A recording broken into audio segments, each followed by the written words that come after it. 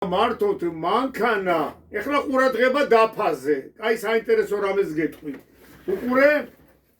ესე იგი ბევრს ეშლება ეგ რომ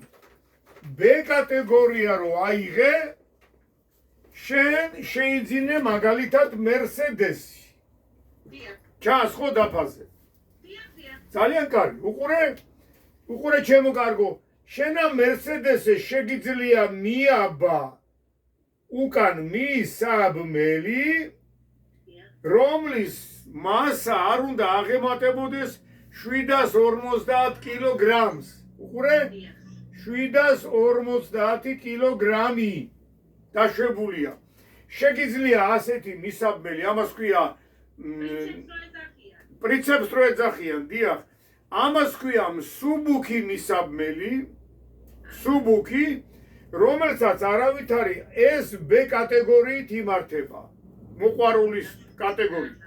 მაგრამ თუ 750 კილოგრამზე მეტი მისაბმელი გინდა დაუბადა წახვიდე გუდაურში თუ ბაკურიაში მაშინ შენო კანონით ხოს B-ს გარდა კიდე პლუს E-ს უნდა აიღო E კატეგორია ნიშნავს მისაბმელიანი მანქანის უფლებას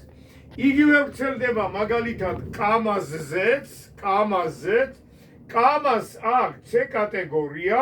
თუ კამას უნდა დაიბას მისაბმელი 750 კილოგრამიანი C კატეგორიათი